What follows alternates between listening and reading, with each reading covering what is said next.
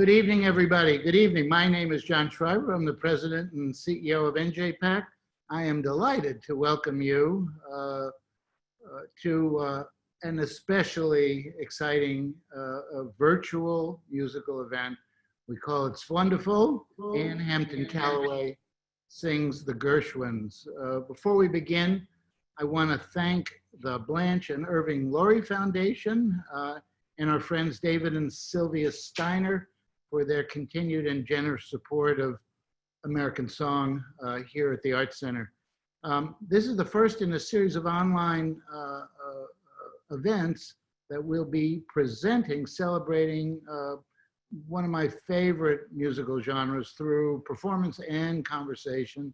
And I am more than pleased that a great historian and interpreter of this music, Anne Hampton Callaway, is our inaugural guest artist. Anne is one of America's most gifted pop and jazz vocalists, a singer, a pianist, a composer, a lyricist, an actress, and a producer. Anne was voted Performer of the Year by BroadwayWorld.com. She's recorded more than 50 CDs.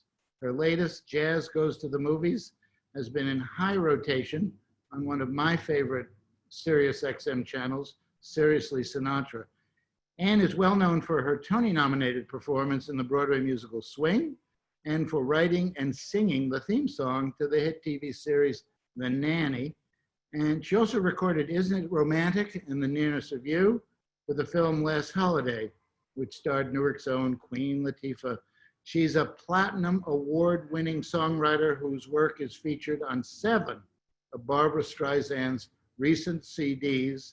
And she is also the only composer ever to share a songwriting credit with Cole Porter.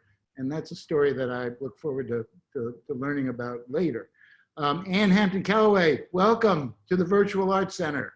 It is a great pleasure to be with you, John, and welcome to everybody who's watching the show. Thank you. Where are you located? What gorgeous locale are you at? I am in my home in beautiful Tucson, Arizona. It's a gorgeous night, and the sun is going to set soon, and it's a very inspiring place to be. I miss New York, though, I have to say. You know, I spent most of my life as a New Yorker, right. And but this is a nice place. If you have to be in a pandemic, this is a lovely place to be. Well, we all have to be in a pandemic, unfortunately. Isn't it pandemic? Oh, my goodness. You know, you are the funniest of all jazz singers, I would say. Much funnier than Peggy Lee, you know. Oh, really? Wow. Yeah. So we could have chosen any composer, and you decided on the Gershwins. Why the Gershwins? You know, when I was growing up in Chicago with a mom who was a singer, pianist, and a voice teacher, and a dad who was a great lover of jazz and standards, the Gershwins were probably the most featured composer in my childhood, and they were a very important soundtrack. When I would come home from school, my mom would be sitting at the piano singing Gershwin songs. I'm going to be doing a few of those today in a concert. And so to me, they represent home. The sound, the beauty, the romance, the optimism. It's all a beautiful world. I remember a life-changing moment. We were coming back from a vacation. It was a beautiful night. We were driving into Chicago, and on the classical station, they were playing Rhapsody in Blue. And I remember weeping as like an 8-year-old and thinking, this man wrote this music, and I am so moved. I want to do that someday. And meanwhile, the Chicago skyline was this spectacular setting for a dream about to begin.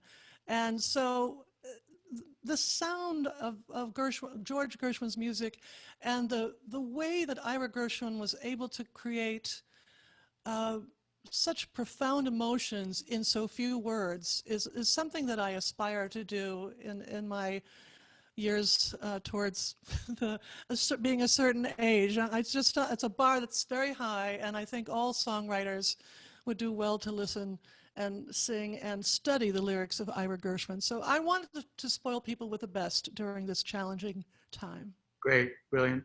So your style is absolutely uniquely your own, But tell me who your influences are, either as a singer, as a songwriter.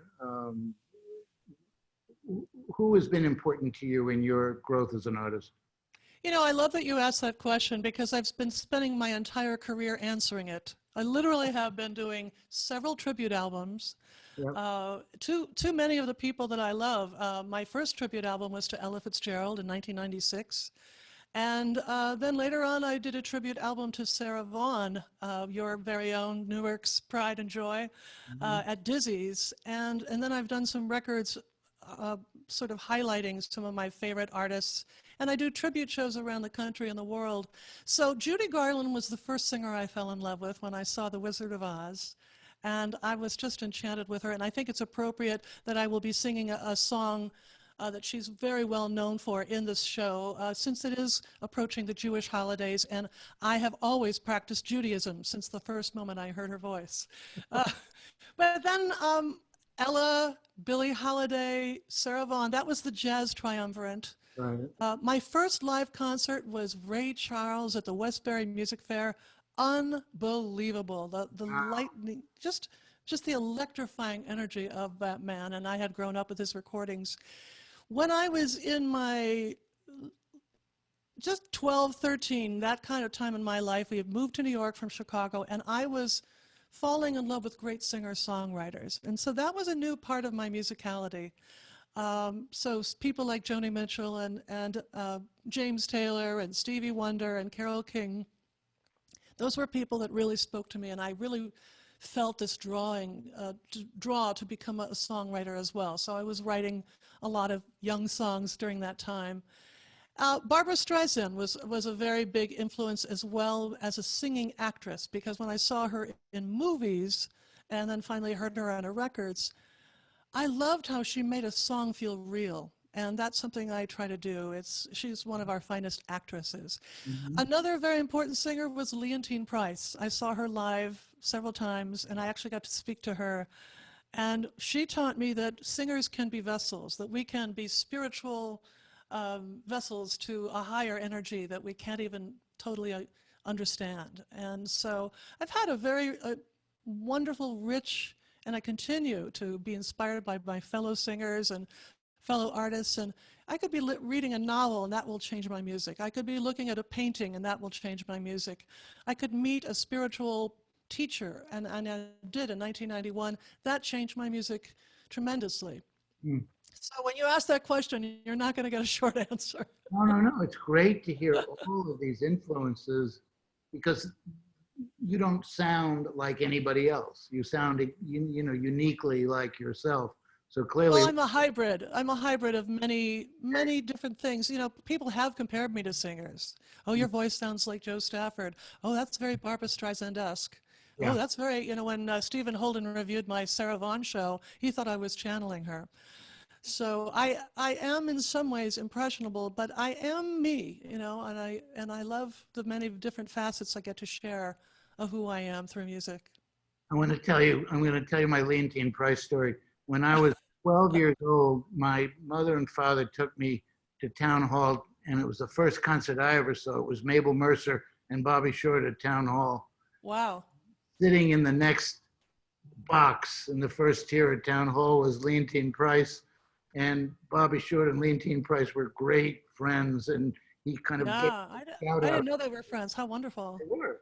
And Leontine Price actually said that Mabel Mercer, believe it or not, she said that Mabel Mercer was an influence on her, which is mind-boggling. Oh, wonderful. I've never heard that. And you know who else Mabel Mercer was an influence on was Joni Mitchell. When Joni Mitchell was getting ready to do a later, more mature recording of her songs, really? She said that when she heard Mabel Mercer sing Both Sides Now, she realized at the age of 21 that she had written a song for a mature woman to sing, and only Mabel Mercer really gave it the full depth of emotion and the sort of life breadth of experience that she was so moved by. So one more question, and then we'll get to you and what everybody's here for. Tell how you and Cole Porter came to collaborate. Well, we were dating, and no, we were like this. It was in the mid '80s, and a friend of mine named Bradshaw Smith who was a videographer and a singer, had come across 2 lyrics by Cole Porter that had never been set to music. And it was the great Robert Kimball books on lyrics, the collected lyrics of Cole Porter. And so he said, Anne, why don't you set these to music? Now, the first one was called It Never Entered My Head. And I thought, well, maybe not. But the second one was called I Gaze in Your Eyes. And so one night in my village 6th floor walk up, I said, okay, Cole, please sing through me. And so out came the music to this beautiful lyric. And then several years after that, I had been singing it in nightclubs.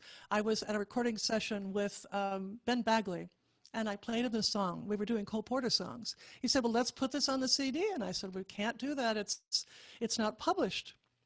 He said, Anne, we're going to record it, and I'm going to get this song published. And I said, wow, well, good luck. I went to London, and I came back from London with the astonishing news that even though the women who answered the phone at the Cole Porter estate said, absolutely not, Ben convinced them to get the head of the estate to say no. And when he heard the song, he wept in his car, and he said, we must record this, and we must publish it. It's too beautiful not to share. And so that was truly one of the greatest surprises and honors of my life as a songwriter. Great. And, I love, there have been other great songwriters I've tried to do that with, but that's the only one that really seemed to have the quality that is worth sharing. Well, it's a beautiful song. Thank you. And well done. So you have prepared a beautiful set of songs, and I leave you to it, and I will see you on the other side. And thank you so much, John. Thank you. Well, ladies and gentlemen, I am so happy to be able to share the beautiful songs of George and Ira Gershwin, and I'm going to share a few songs that Ira Gershwin wrote alone later in the show. But I've created a show that's sort of chronological, and I love the fact that we're in the 2020s, and George started writing with Ira in the 1920s. So this first song is from the musical OK 1926. Sit back, sip your favorite cocktail, and enjoy the show.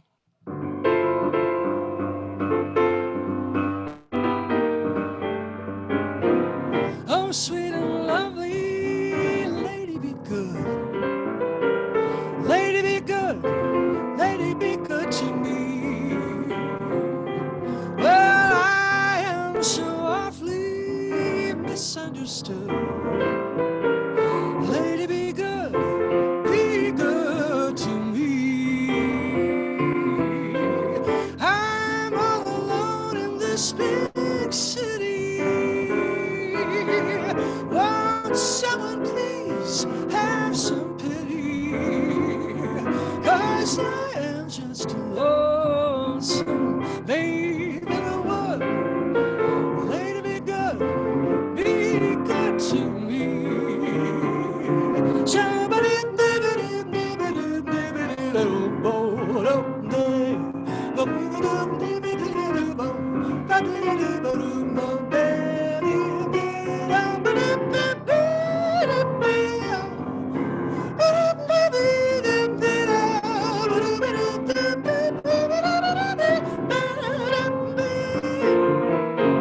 I'm all alone in this big city. Won't somebody please have some pity? 'Cause I am just a lonesome babe in the wood. So lady be good to me. Can't you see? I'm praying to Lady Luck, 'cause lately I've been thunderstruck. Lady be good to me. I'm knocking on wood. I'm counting to 3. I say a 1, 2, 3. Can't you hear my plea? Oh, lady, be good to me. Oh, yeah.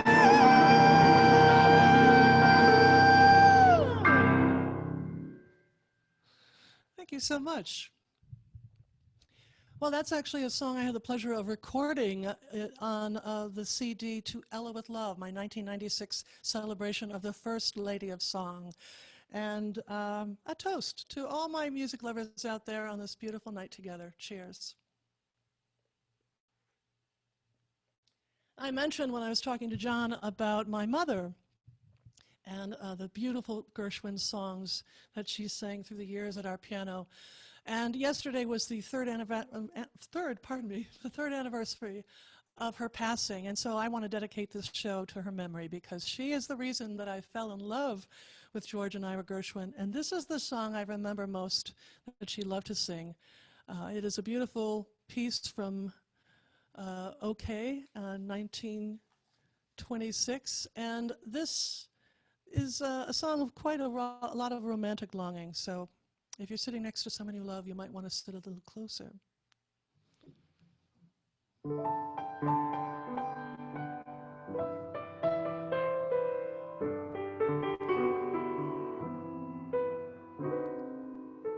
There's a saying says that love is blind.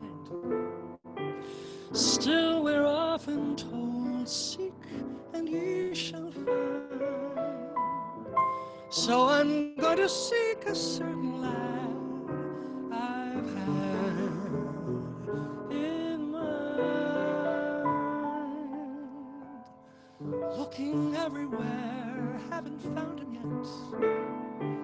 He's the big affair I cannot forget.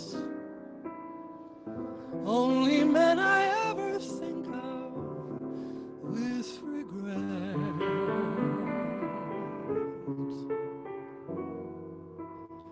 I'd like to add his initial to my monogram. Tell me, where is the shepherd for this lost land?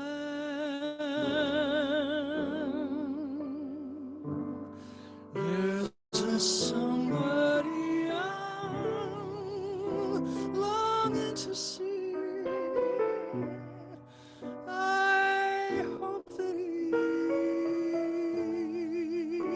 turns out to be someone to watch over me.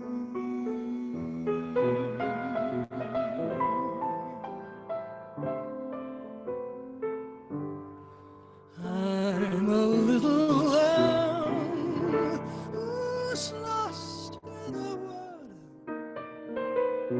I know I could always be good to one who watched over me.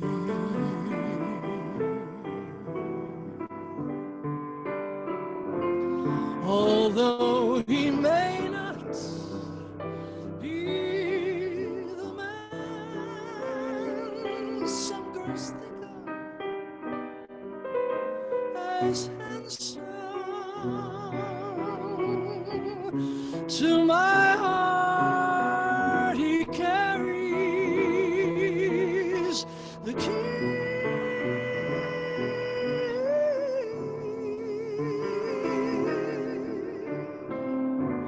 Won't you tell him, please, to put on some speed? Follow my lead. Oh, how I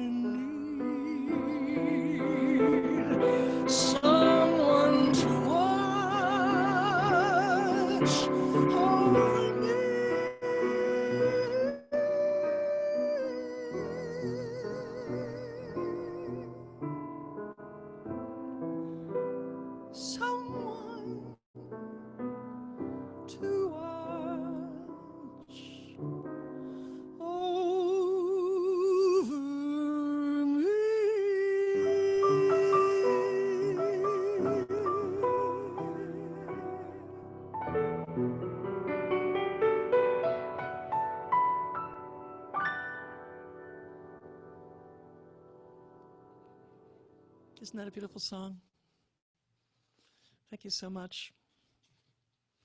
Well, this next song is a song I had the pleasure of recording on my latest CD called Jazz Goes to the Movies. And I had so much fun working with my quartet on this song, so I'm going to do this as a solo piece. It was written for the 1927 Broadway musical Funny Face, which starred Fred Astaire's sister, Adele Astaire. Now, some people say that Adele was even more talented than Fred Astaire, and I don't find that hard to believe because women of that time certainly often didn't get the notoriety that they deserved. But people in New York, people who saw her on stage, all agreed that she was absolutely sensational. This is a song that's been performed probably by every single jazz artist, and I think my favorite recording of this is by João Gilberto on a beautiful CD called Amoroso. It's so intimate and so romantic, but here is the charming Swonderful.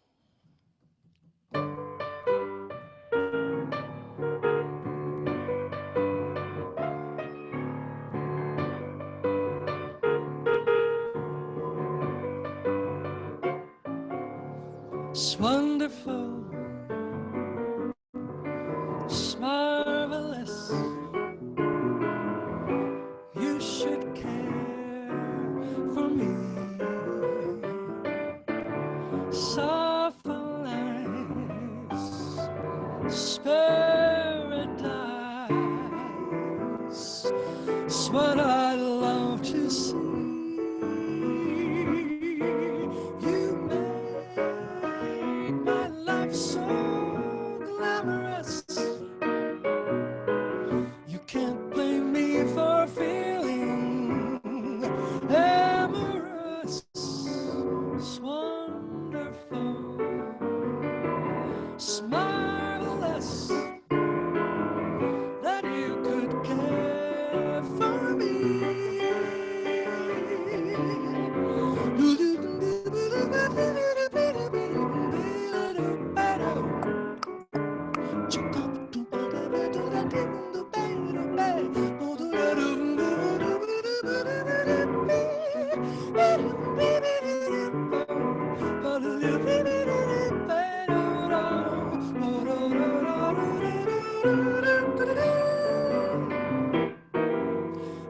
make my life so glamorous. You can't blame me for feeling amorous. It's wonderful, it's marvelous that you should care for, that you should care for, that you should care for me.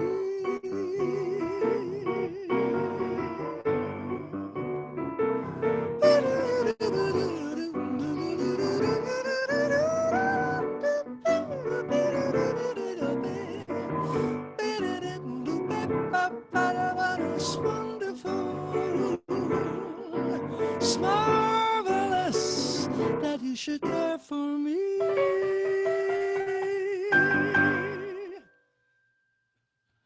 Thank you so much. Cheers to all the people who adore each other watching today. I adore you for being here with me. And I am using my Callaway Hideaway special cup as good luck today. So to any of you who have been collecting the Callaway Hideaway goodies, I hope you're enjoying some too. It's a lot of fun.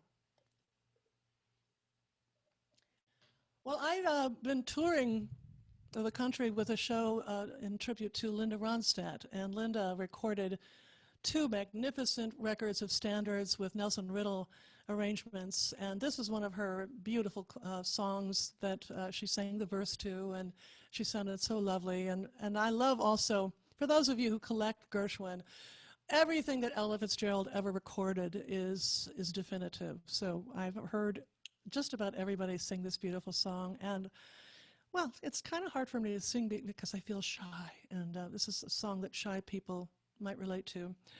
I've Got a Crush on You is actually from two different Broadway productions, Treasure Girl, 1928, and Strike Up the Band, 1930, and later included in the tribute musical, Nice Work If You Can Get It, in 2012. But one of the biggest hits was when Frank Sinatra, good old Blue Eyes, sang this song. So the holding of hands is strictly encouraged on this song too, if you're with somebody that you love. If not, I will be your date.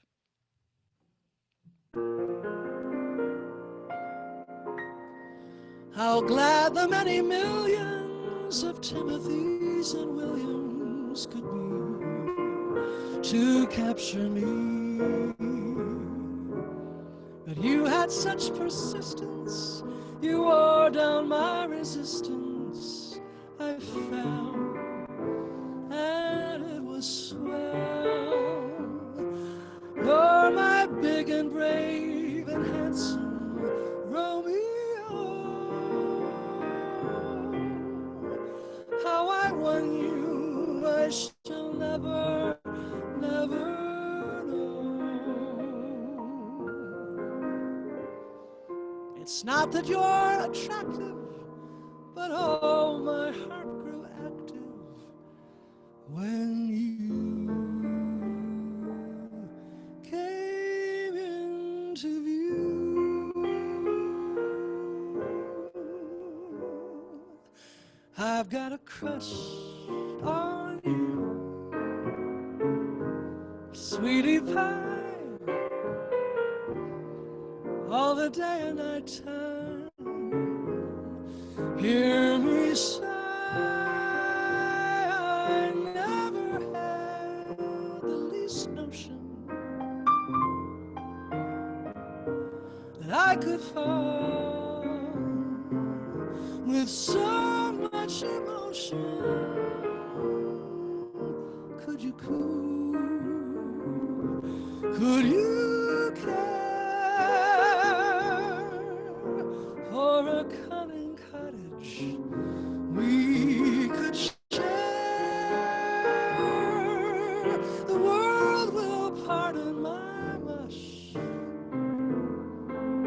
'cause I have got a crush, my baby, on you. There was a little Indian fabric there, it's in every show. It's because I get lost in the Gershwin glow. I can't keep looking at my fingers, because these Ira Gershwin lyrics are the thing that lingers. Could you cool? Could you care for a cunning cottage we could share? The world will pardon my wish, 'cause I've got a crush, my baby.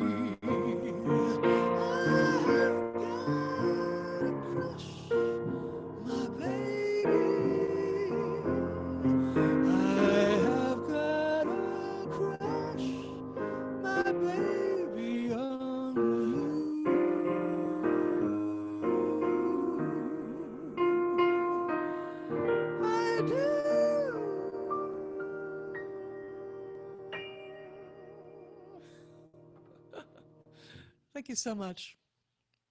You know, I think there are people who've been following me, my Callaway concubines, for many years. They're always looking forward to the moment where I completely make some ridiculous mistake in the show.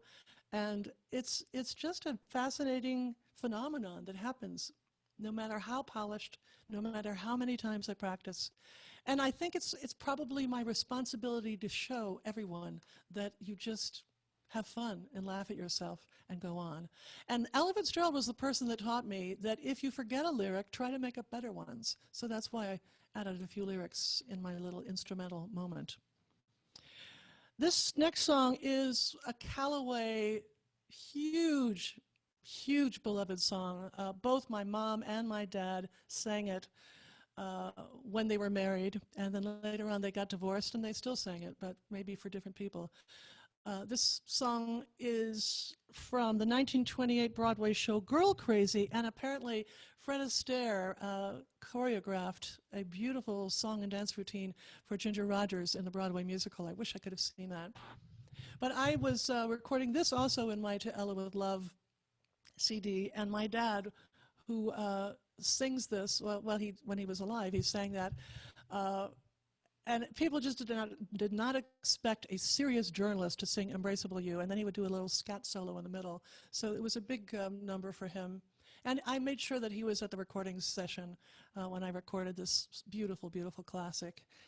It's, I think when I mentioned earlier to John, the quality of finding words that every person can relate to who's in love. They're simple, they're from the heart, they're not overly poetic. They're how we think and how we feel. And I thank both George and Ira for creating levels of romance that not too many people today seem to be able to do. And so here is one of my all-time favorite Gershwin ballads. Cheers.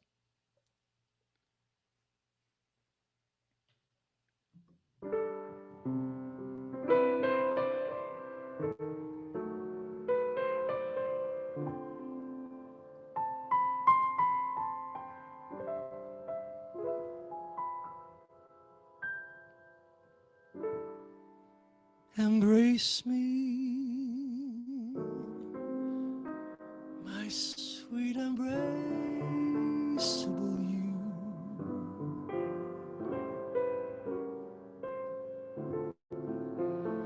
Embrace me, you irreplaceable you.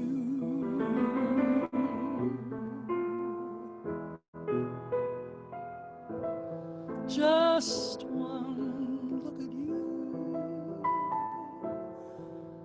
my heart grew tipsy in me. You and you alone bring out the gypsy in me.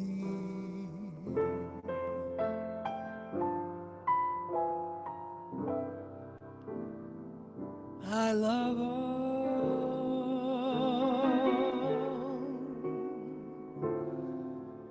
the many charms about you. Above all, I want my arms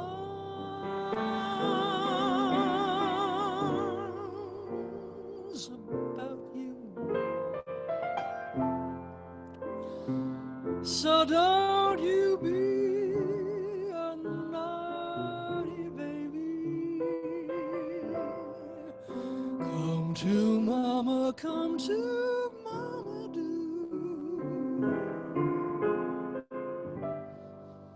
My sweet embraceable you.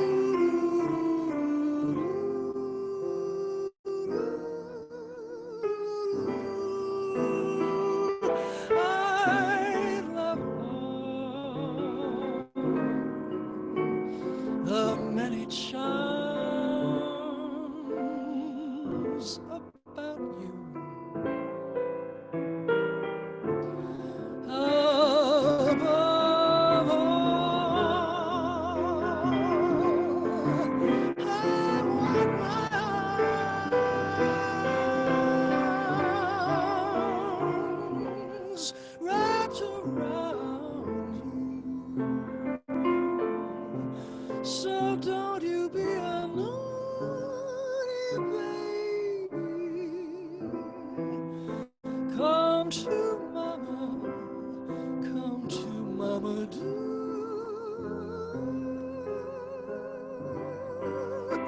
My sweet embrace,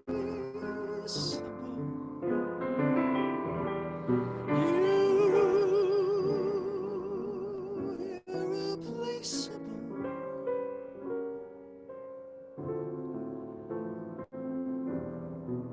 My sweet embraceable.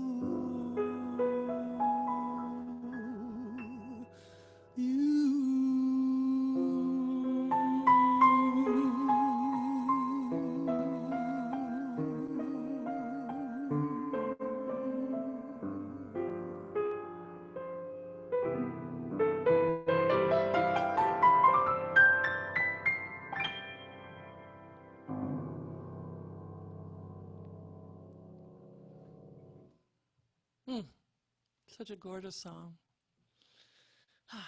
Thank you very much, everybody. Well, it's September, but it's still officially summertime, and I'd like to do a song from a very important part of George Gershwin's career. He was without Ira Gershwin during the writing of this. I think Ira probably had something to do with some of the ideas. But I'm going to sing a song from the 1935 opera Porgy and Bess. And that actually was from Dubose Hayward had written a beautiful novel in 1925 called Porgy and Bess, and then his wife, and he created a play called Porgy, and then the opera was unfolded, and it was a very, very important moment in the life of George Gershwin. And I love the fact that Stephen Sondheim, I was fascinated to read about this.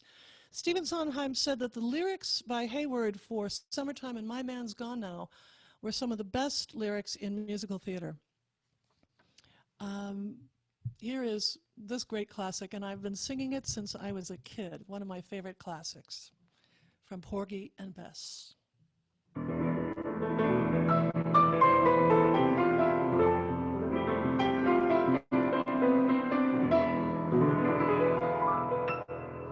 Summertime,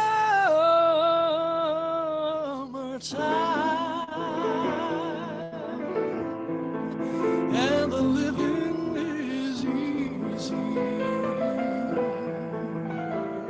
Fish are jumping, and the cotton is high.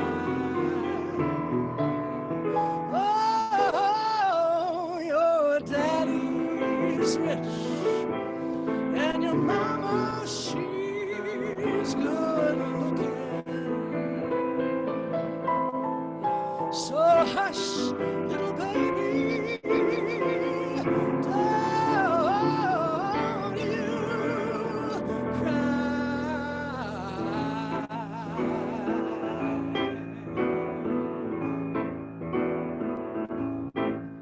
One of these mornings, you're gonna rise up singing. You're gonna spread your wings and take to the sky.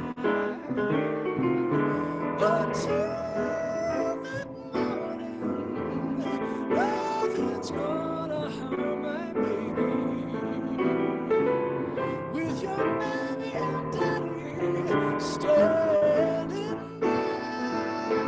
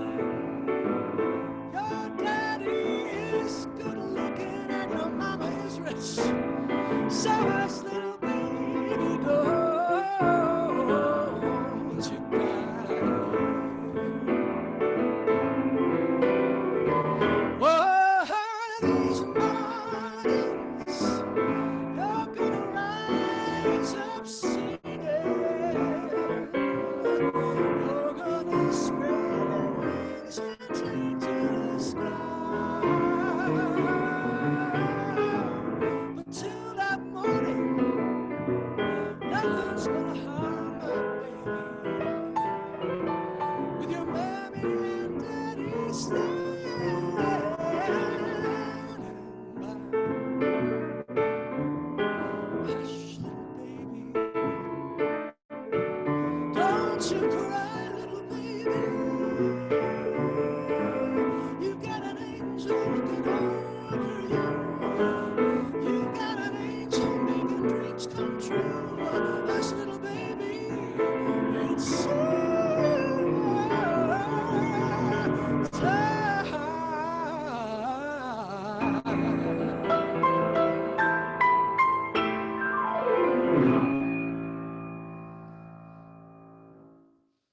Porgy and Bess, Summertime.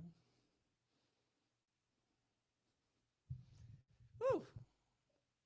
I usually sing that in my Ella show, my Centennial Ella show, and Ella's mom was a singer, like my mom was a singer, and so when you're a singer and you miss your mom, it's sort of nice to always have them as an angel. And I always believe, as many of you know, that music is the bridge between heaven and earth. So to our angels, wherever we may find them. Cheers.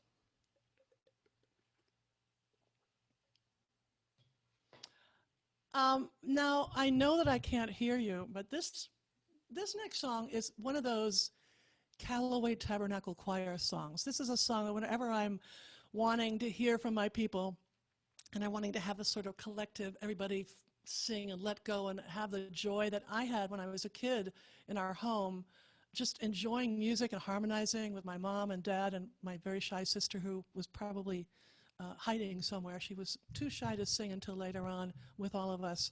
But this is a great song from the Fred Astaire film, Shall We Dance? It's interesting and poetic that it was written in 1937, and that was the year that we lost George Gershwin. He had a terrible brain tumor, and so this was one of his last songs, but such a beloved classic. So if you feel like singing, don't be shy. You're not going to disturb anything, so you just let it go. All right, here we go.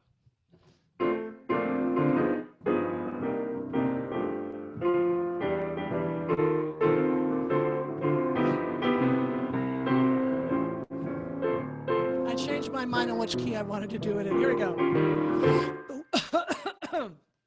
Just a second, I just became a phlegm fatale. I'll be right back. I'm so sorry, forgive me.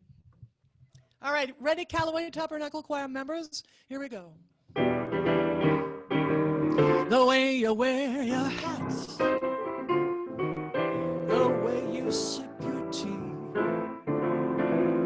the memory of all that.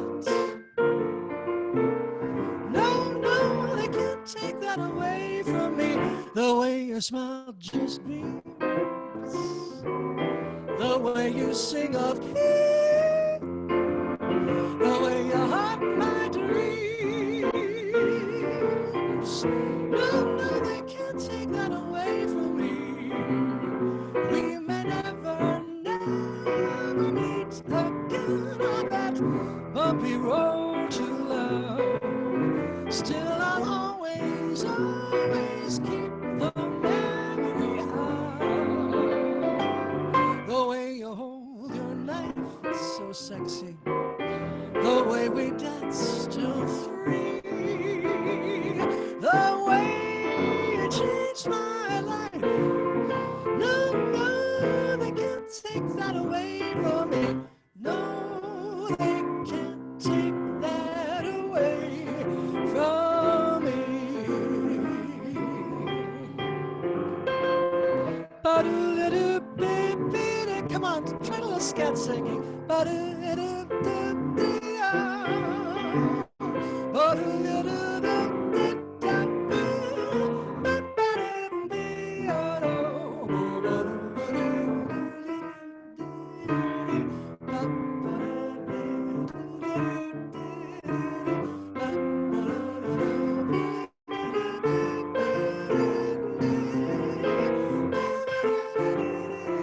Here we go.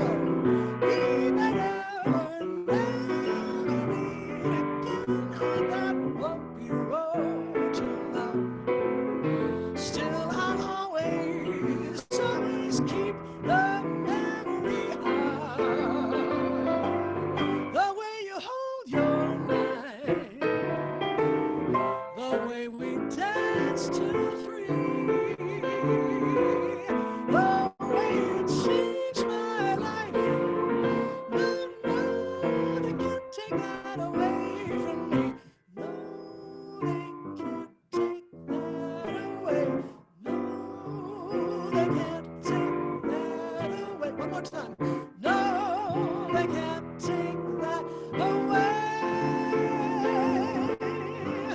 from me. You heard it from AHC.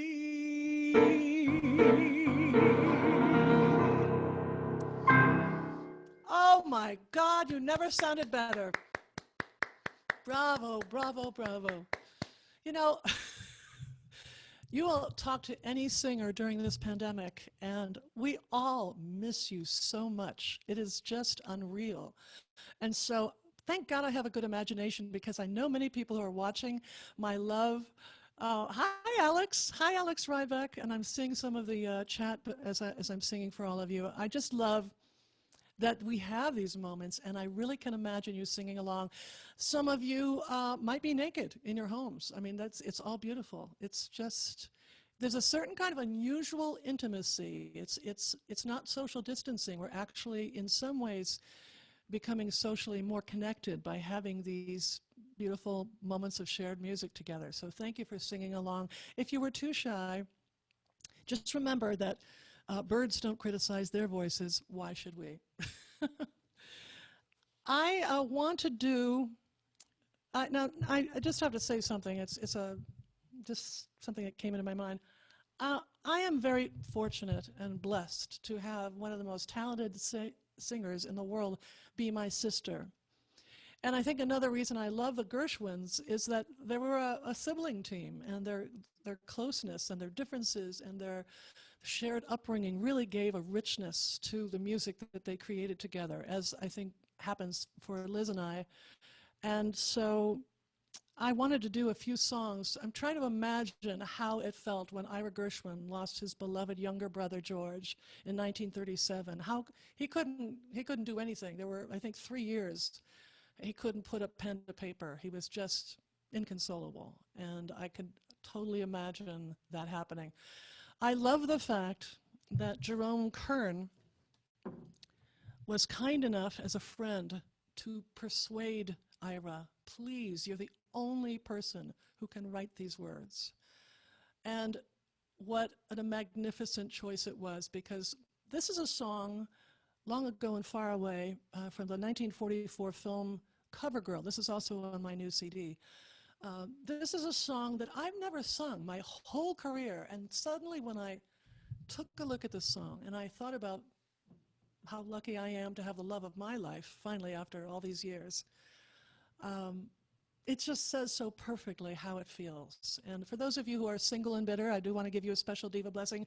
Oh, oh, oh, oh, oh. It's going to work, so you be ready with that Veuve Clicquot chilling in your refrigerator for the love of your life. Anyway, this beautiful song I'd like to dedicate to my beloved wife, Kari. And I'm just so grateful that she is my path walker through life, and I couldn't be more blessed. So this is how it feels.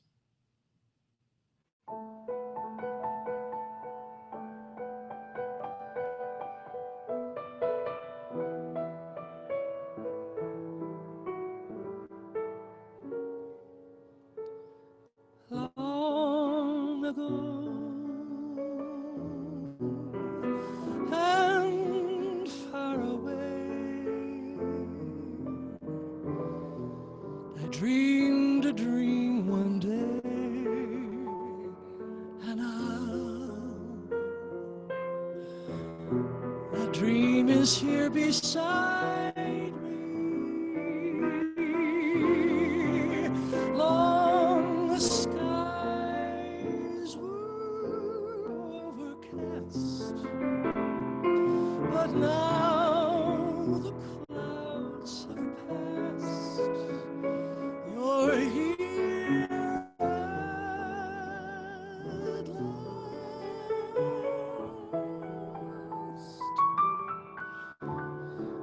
Chills run up and down my spine. Aladdin's lamp is mine. dream I dreamed was not denied me. Just one look, and then I knew that all I longed for long ago was you.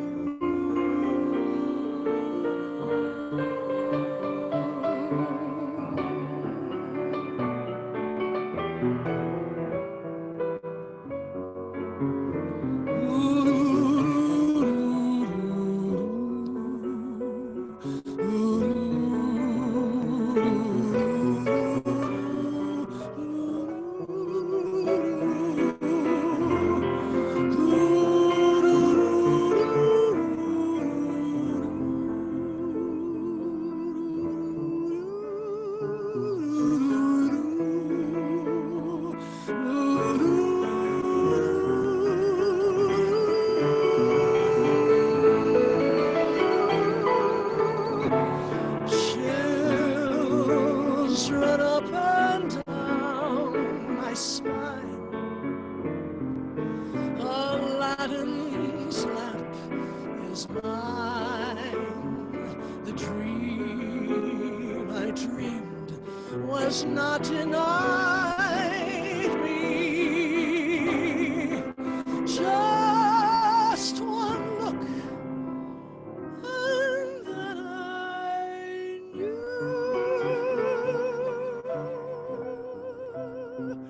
that all I longed for long ago was you.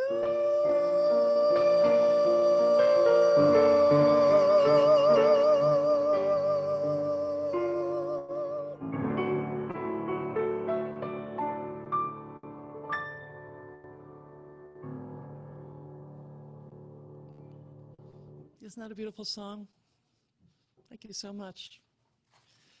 I'm going to ask all of you, this is supposed to be an hour show. Yeah, I think I have time for this. Yes, I do. Good. This is a new song for me, this next song. This was another very important collaboration that Ira Gershwin had.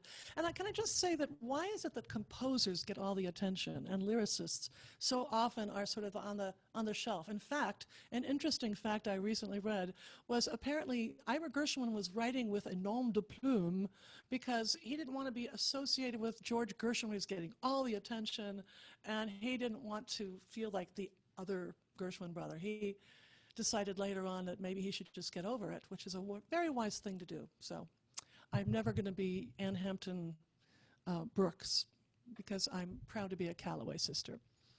But this song is from my favorite of the many Star is Borns that have been on film.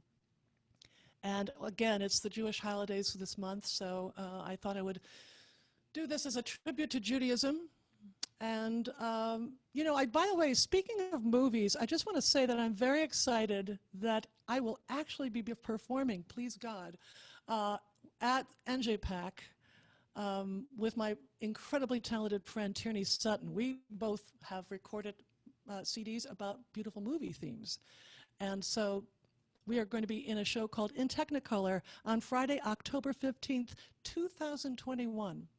And the way our COVID brains work, 2021 will be next week. So, I mean, it really is such an incredibly bizarre and surreal time we're living in, but I cannot wait. I'm just thrilled the thought of actually seeing people and singing and making music with other human beings, as much as I do love playing the piano. But this song is written by Ira Gershwin and Harold Arlen. Now, one of the reasons that some of the most important songs of the American Songbook were written by Jewish people is there's a quality in Jewish music and Jewish people and the suffering and the cultural, the history of the people and the faith that comes into this music. In fact, Cole Porter was not Jewish, and he was advised, please start writing with a sort of chromatic, bluesy sounds of Judaic music, and you'll have hit after hit after hit, and that's what happened. So, but I do want to practice Judaism, the worship of Judy Garland, who made me never want to sing this song because she sings it so great. But my job as your singer is to sing it the way I feel it and what it means to me. And I have certainly done a lot of research on love. I've got my PhD and many honorary degrees through the years of trying to understand it and experience it. So I can sing this with a lot of memory. Of course, how about we all toast to surviving the people who break our hearts into a million pieces. Cheers.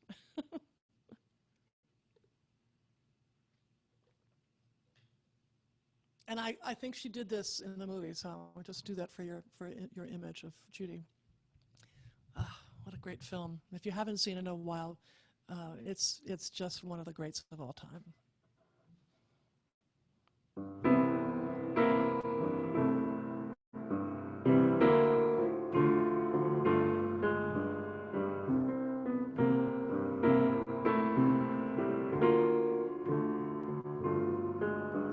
The night is bitter, the stars have lost their glitter,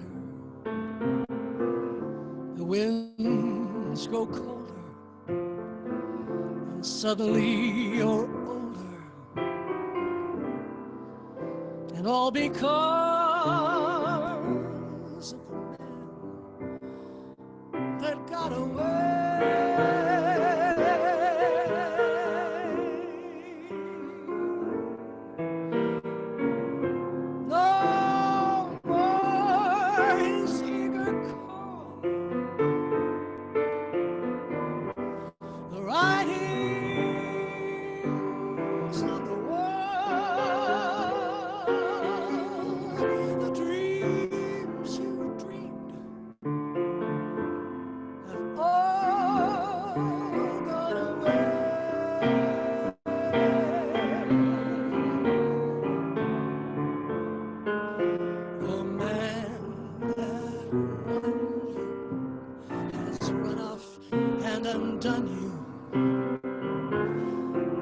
Beginning has seen the final inning. Don't know what happened. It's all a crazy game.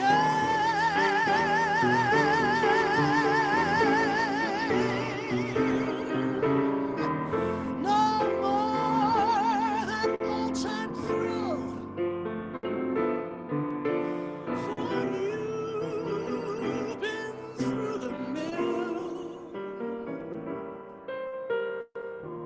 Never a new love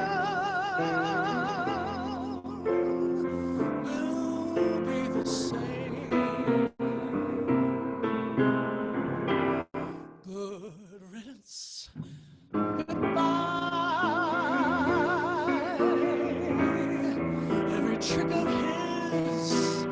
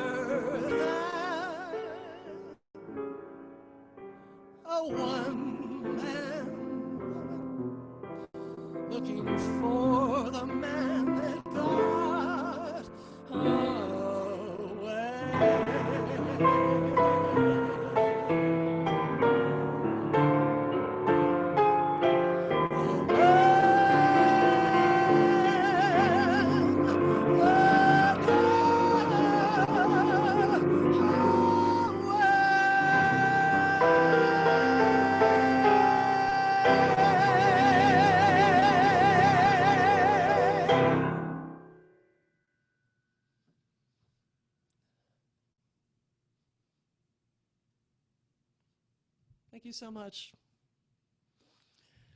Oh, Oh, Anne, can you hear me? I can hear you, John. I want to thank you for a spectacular set. Thank you. And And now you're on. okay. Hello there. You know, I think tonight everybody is a member of the Callaway Tabernacle Choir. You know, I didn't know existed until tonight, but Oh, John, where have you been? And you're not a Callaway virgin. well, I know I'm not. But I'm excited that you'll be at the Art Center. I am too. You're- I've had so many great times there, and Yeah. I want to congratulate you. You know, you've had such an interesting career, and I want to congratulate you on all the wonderful things you've done for NJPAC, and also to keep it alive during this time. This is just asking for miracles to be doing your job, and I Right. congratulate you on all that you're doing, like creating series like this. This is fantastic that we get to come together virtually. Well, miracles only happen when there are performers of miracles, and that's what you are. You know, I've been watching the chat. I've been monitoring the chat, and you don't have fans. You have acolytes. Your fans are. My family, actually, you know what it is? It's through the years, and Yeah. even the people who are new. Yeah. I think we've shared so much together, and I'm just so grateful to have so many beautiful people I know. You know, when people are superstars, they don't realize who they're singing to, but I get to know everybody, and I get to meet everyone, and I get to hear the stories, and I get to get drunk with them after the show, and I get to hang out on Facebook and Instagram, and so we become truly a musical family. And during this time, John, I think we've been really holding each other close. I know I have been wanting to sing a lot, and I've been writing poetry, and I've been trying to just stay close to my family, because we've all shared a lot together through the years, and why stop now? No reason to be as creative as you are and productive as you are, and to be able to share like that. It's a blessing for everybody. So thanks for a beautiful set. Let me ask you a question about the Gershwin brothers. And their collaboration was relatively short-lived. I mean, they wrote songs together really for only, From 1919 to 1937. That is a very short period of time, considering the talent of these two extraordinary men. Yeah. So as you look at the repertoire of Gershwin songs, can you explain the progression of their art, of their songwriting? Is there a difference between what they were writing in 1925 versus what they were writing 10 years later? No, that's a very interesting question. I'm sure if you ask Michael Feinstein, who worked with Ira Gershwin, very seriously, I'm sure he would have a very comprehensive answer to that. I guess when I think about it, the Gershwins' first big hit was Swanee in 1919. Mm-hmm. And that was, right about 1920. It was the Roaring '20s. It was kind of an innocent time of new freedom and new sense of joy and taking chances. And so the '20s were when they were writing for Broadway. Right. And writing for Broadway, and the talents of Broadway, and the specific people to make those talents shine, that had its own, quality.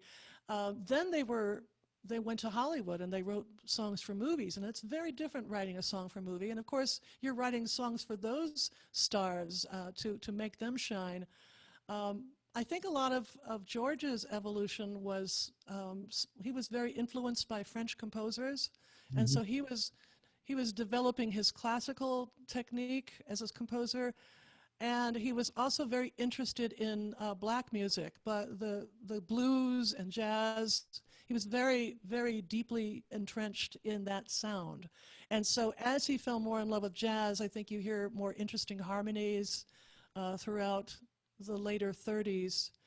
And then 1937 was the end of his life. And I try to imagine what would have happened if he had lived a full life. How many more spectacular songs would he have written? So the onus is on us songwriters living today, to write our best, because we don't know how long we have. So, but boy, did he make the best of his life, and so did his brother. Yeah, for sure. So let me tell the folks about a, a Callaway Hideaway performance that's coming up on September 27th at 7 o'clock. Well, thank you. Yeah, of course. Look, That's very sweet of you. entirely unrehearsed, by the way. I was just like, I like you off the cuff, John. this one is called Anderds, the songs of Ann Hampton Callaway. For anyone who wants to buy a ticket to that event, you can visit Ann's website at annhamptoncallaway.com. Don't worry if you didn't write that down. We will email it to you tomorrow morning when we thank you for joining us. But Ann, tell me about Anderds, and were these tunes originally composed for a specific program? Were they composed over the years? Anderds, it's, you know, I love wordplay, as my friends know. I love to pun, and I've always enjoyed wordplay. So Anderds is my term for songs I've written, and I'm going back into even maybe the 80s during the show. I'm going to be doing songs I've written for Barbra Streisand. Oh my God, I dropped a name. And I'm also going to do some new songs because this pandemic has really been a creative time for me. And I've had the pleasure of trying to write about what it feels like during this time. So we're going to have some of that. We're going to have some of the songs I've recorded on my CDs. And it's going to be a lot of love songs, but it's going to be a real interesting array of different moods and different sides of my career. So I think it's going to be fun. You know, through the years, after concerts and people are, you know, in the CD line, they say, oh, my favorite song was when you were singing your own song. Mm-hmm. And I think there's sort of an interesting quality that happens when it comes out of your heart and soul and you're singing it and you're playing it. So I'm looking forward to sharing these songs. And so many of my followers, my fans, are also singers. And so they've been singing these songs too. And I'm looking forward to, hopefully sometime when things get more normal, if they ever do, doing an entire CD of original songs. So great. So what does it feel like to have another artist perform your song? Do you well, you know, it's on the merits, or did you say, you know what, you didn't get that phrase right, you know? I've had some really famous singers sing my songs incorrectly. There you go. And right. It took a while for me to accept it. But, you know, what they did, because they were jazz singers, was, you know, they put their own thing in it. And I do that certainly myself. So fortunately, I had already recorded the version, you know, the version of how you actually sing the song if you're doing it correctly. Yeah. But it's a thrill because I want my babies to go out in the world and have another life. So, you know, I mean, I really, to this day, every time I hear Barbra Streisand's voice singing at the same time, or I've dreamed of you, or A Christmas Lullaby, I just can't believe it. You know, it's pretty thrilling. And I've heard really some beautiful new singers singing my songs, and I really can't thank them enough because I want these songs to have a full life. And it's not just on me. I need to share them. So if anybody out there wants to sing my songs, please do it. You know, but please learn them. Please learn them correctly, and then have fun with them. There were famous stories of Cole Porter complaining about how Sinatra interpreted some of his songs when he did High Society. Uh-huh. And you know, he was complaining all the way to the bank. Exactly. Let's just say that. Because Frank Sinatra did what he did to the songs. Yep. He was a great singer. One of the reasons I think so is because he made each song sound like he wrote it. Okay. And he changed the lyrics and he changed the feel. But he you know, if you buy a suit, you don't just like buy it off the rack. You need to make it just right for you if you're going to be Frank Sinatra. And that's what he did with every single song. And, you know, I mean, there was no one like him because he was not afraid to make something his own. Absolutely right. There is no one like you, for sure. So let me take care of a little business. You have one more song for us, which is... I do, yes. Another Callaway Tabernacle song, sing-along song, by the way. Maybe my favorite Gershwin song. But before I do that, yes, let me tell our friends out in Zoomosphere that our next American Song program is going to be a look at the life and songs of Frank Sinatra on October 27th.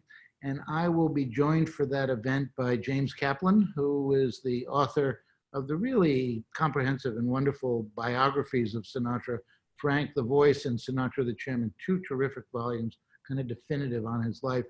And Chuck Granata, who is a producer of Sinatra reissues and a host of the Sirius XM Sinatra channel. So that's October 27th. And I want to remind folks that if you're a fan of American song, as we all are, our upcoming NJPAC Spotlight Gala, which is going to be on NJTV on October 3rd at 7, will be a virtual event, and it's a celebration of this great genre. And Brian Stokes Mitchell is our host and our star, and I hope that you will join us for that. Wow, Brian Stokes, that's you don't want to miss that, everybody. He's like one of the best voices of our time, yes. Yeah, he's, anyway, wonderful person and wonderful artist. So, my dear heart, we're going to finish with you, and you will have the last word tonight, and tell us the song that you're going to sing. And thank you on behalf of Thank you so much, John. Thank you for all the fans in the house. Oh, yes. Thank you to everybody. I thought it seemed appropriate to sing the last song that the Gershwin brothers ever wrote. It was 1937, and George Gershwin had left the music without words. And finally, Ira decided to write the words, and it was actually used in the movie Goldwyn Follies in 1938. And then, of course, in American in Paris, it became a huge hit. But this is, when I was mentioning my family and being a part of such music-loving parents, this is our family, the Callaway song. This is our theme song. And when everything goes to pieces, this is the song I turn to. And I used to not sing the verse, but the verse is so fabulous. So, ladies and gentlemen, thank you again for being a magnificent audience and for tuning in. And thank you, John, and everybody at NJPAC for having me. And I sing this song as a special blessing to everyone to stay healthy and remember that we have each other. You know, no matter how sad or difficult this is, we are in this together. We can wrap each other in the beautiful, beautiful silken threads of love and music. So, the final George and Ira song. The more I read the papers, the less I comprehend, right? The world and all its capers and how it all will end. Nothing seems to be lasting, but that isn't our affair. We've got something permanent. I mean, in the way we care.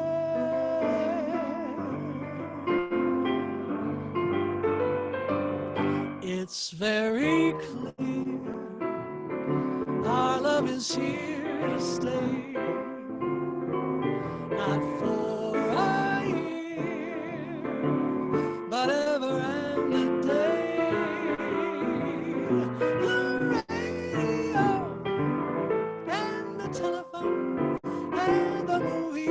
That we know may just be passing fancies, and in time they go.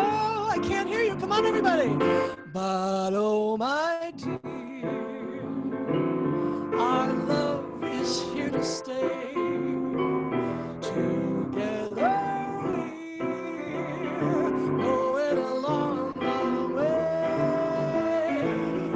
In time the Rockies may crumble, Gibraltar may tumble, they're only made of clay, but our love is here to stay. All right, guys, come on.